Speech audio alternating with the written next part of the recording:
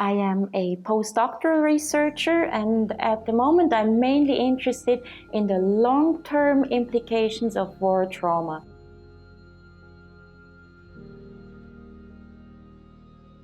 In Zurich, I was involved in teaching, in psychotherapy, and also in research.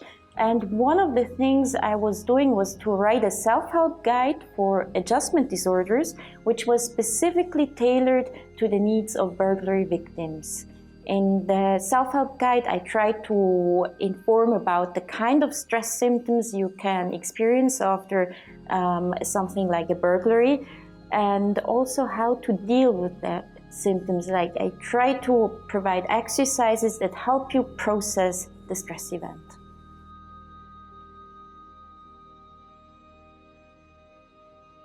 Well, first of all, I think I should mention that in the case of a burglary, we would not talk about a psychological trauma, but rather of a critical life event.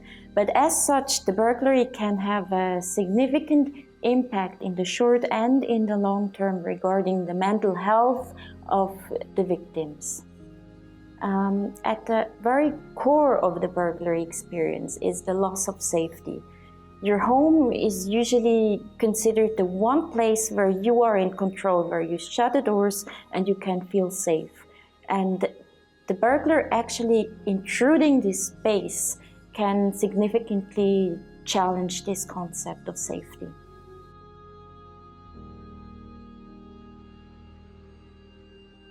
Well, the moment the victims come home, most of them, or actually almost all of them, experience a severe shock. Questions that instantly come to mind are, is there still somebody in there? Am I in danger? Or are my kids in danger? What to do next? But it's very hard to say in general terms how victims react, because it depends on a lot of parameters. For example, what kind of a burglary was it? How many rooms were broken into? Did the burglars go through your most private property, like through your cupboards and laundry? Did they willfully destroy your property? Did they soil your flat?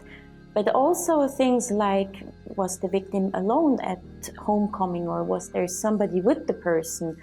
It also depends on your actual personality. Are you rather an anxious person or a person that would handle stress more easily, a hardy kind of personality?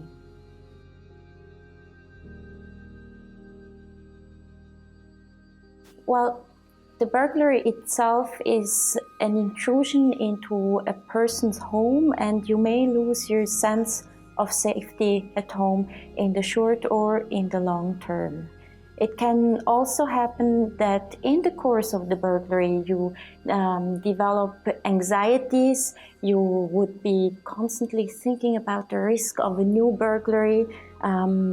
You could be ruminating about questions like what to do, how could I prevent it, for example. If you don't manage to process the actual event, it can happen that all of a sudden, when you're doing other things, painful memories, remembrances of the burglary would occur that would again induce more anxiety. But for some people, it also happens that they try to shut it out completely. They try to just forget about what happened, to not have it on their minds anymore. And this strategy is usually of very little success. As the more you try to forget about something, the higher the risk that you're remembering it. It can also be that the burglary adds to other stress that is currently going on in your life. For example, I've once been talking to a woman who told me that the burglars only took a few pieces of jewelry. But these were the pieces of jewelry that her mother left to her, and it happened that the mother, only a few weeks before, had died. So these were very important memories, and that's something that I observed many times in burglary victims. What they lose is not property itself. What hurts is not economic loss, but the sentimental value of the things that got stolen. and this lingers on.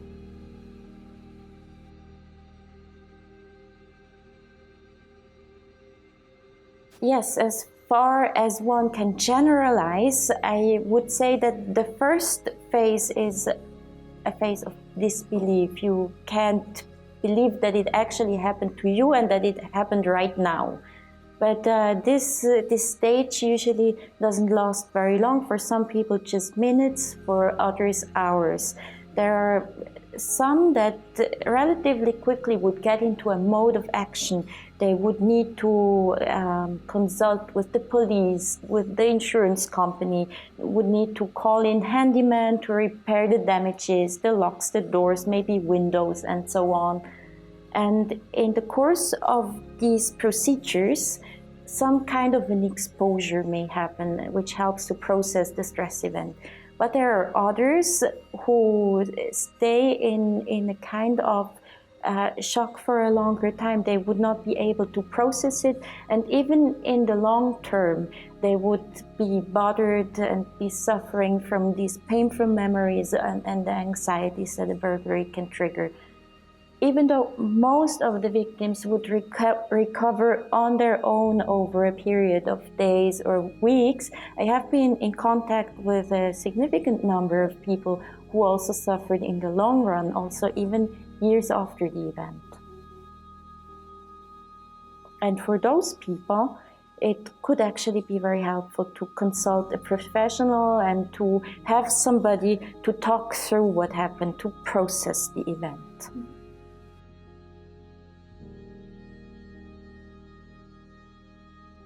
Well, if you develop significant fears and anxieties, it's very easy to see how this would impact your quality of life. For some people, the fears get so strong that they decide they would need to move to another place, even though they might have loved the place where they originally stayed. Maybe they raised children in that house and so on.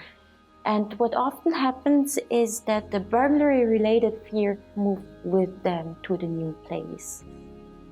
Something that I've also often heard from burglary victims is that they give up on things that previously gave them joy. They feel they need to stay at home because they don't want to run the risk that somebody would break into again.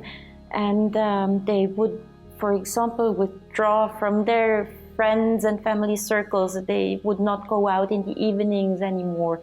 And this social withdrawal can significantly impair the quality of life of the victims.